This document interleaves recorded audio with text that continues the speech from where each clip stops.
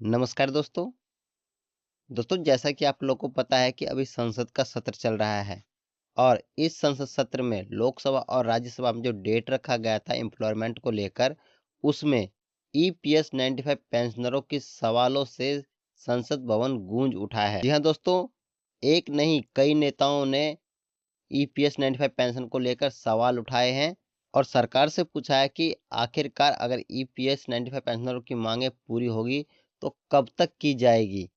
चलिए दोस्तों, मैं आपको दिखा भी देता हूँ। दोस्तों यहाँ पे आप देख सकते हैं, सबसे पहले लोकसभा में जो प्रश्न पूछा गया था 9 दिसंबर 2024 को और ये 2132वां प्रश्न था।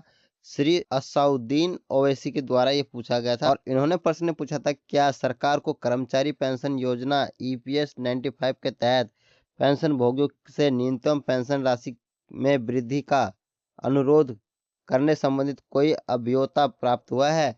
क्या सरकार का ईपीएस 95 पेंशन के तहत पेंशन बढ़ाने का कोई प्रस्ताव है? यदि हाँ तो तथ्यापि ब्यौरा दें। क्या सरकार ने ईपीएस 95 पेंशन बढ़ाने के लिए विशेष रूप से श्रम, वस्त्र और कौशल विकास संबंधित स्थायी समिति के 30वें प्रतिनिवेदन में की आलोक में इन आवेदनों का कोई मूल्यांकन किया है? यदि हाँ तो इसका निष्कर्ष क्या है? क्या सरकार ईपीएस 1995 के तहत पेंशन में वृद्धि की सुविधा के लिए वित्तीय संसाधन उपलब्ध कराने पर विचार कर रही है? यहाँ पे दोस्तों इन्होंने 5 प्रश्न पूछे थे।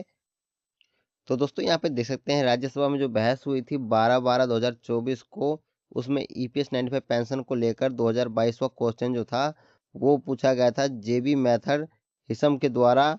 और यहाँ पूछा गया था कि we there the demand to enhance minimum pension in employees pension scheme EPS is under consideration of government with their on rank 1 pension scheme will be the employment in the EPS domain and will be the setup setting EPS 95 pension related claim without delay। तो यहाँ पे दोस्तों देख सकते हैं, यहाँ पे जेबी method द्वारा जो प्रश्न पूछे गए थे वो मिनिस्टर ऑफ लेबर एम्प्लॉयमेंट से पूछे गए थे। दोस्तों राज्यसभा में ही 12/12/2024 को 2015वां प्रश्न पूछा गया था श्री नरेश बंसल के द्वारा। और इसी तरह से दोस्तों यहाँ पे देख सकते हैं 12/12/2024 को राज्यसभा में 2019वां क्वेश्चन पूछा गया था और ये क्वेश्चन किसके द्वारा पूछा गया था? तो जोहन ब्रिटास के द्वारा ये क्वेश्चन पूछा गया था और इसमें काफी ज्यादा प्रश्न पूछे थे, लेकिन दोस्तों घुमा फिराकर सभी प्रश्नों के मिलता जुलता ही आंसर दिया गया। किसी प्रश्न को सही तरीके से उत्तर नहीं दिया गया है। लेकिन दोस्तों ये तो साबित हो चुका है कि ईपीएस 95 पेंशनरों की संघर्ष अब रंग लाने वाली है। बहुत ही जल्द ईपीएस 95 पेंशनरों की मांगे पूरी होने का चांस है, क्योंकि दोस्तों पहली बार संसद सत्र में ईपीएस 95 पेंशन को लेकर इतनी ज्यादा सवाल पूछे गए हैं।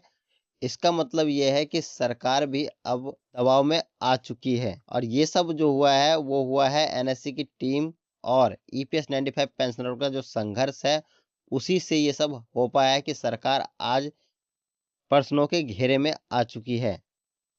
और संसद भवन में जिस तरह से प्रश्न पूछे जा रहे हैं, ऐसा लग रहा है कि सरकार जल्द से जल्द आप लोगों की जो ईपीएस 95 पेंशनरों की जो मांगे हैं वो जरूर मान जाएगी। फिलहाल दोस्तों बस देखने वाली बात यही है कि इस तरह के प्रश्न के घेरों में जो सरकार घिर चुकी है तो अब इसे कितने दिनों तक और खींच कर ले जाती है। तो दोस्तों ये थी कुछ छोटी सी जानकारी जो आप लोग को बताना था कि बड़े बड़े सांसदों द्वारा संसद भवन में जो सत्र चल रहा है उसमें ईपीएस 95 पेंशनरों का मुद्दा बड़े जोरों शोरों से उठाया जा रहा है और आपकी मांगों को लेकर वो भी काफी ज्यादा उत्साहित है कि आप लोगों की मांग पूरी की जाए। तो दोस्तों अगर जानकारी आप लोगों को 1% भी अच्छी लगी हो तो वीडियो को लाइक कीजिएगा, चैनल को सब्सक्राइब कीजिएगा और अपने दोस्तों के साथ शेयर जरूर कीजिएगा ताकि वो लोग भी हार ना माने और उनको भी पता चल सके कि ईपीएस 95 का पेंशन का मुद्दा अब संसद भवन में बड़े जोरों शोरों से चल रहा है और जल्द ही ईपीएस 95 पेंशनरों की मांगे पूरी भी हो सकती है। तो मिलते हैं नेक्स्ट वीडियो में, तब तक के लिए धन्यवाद।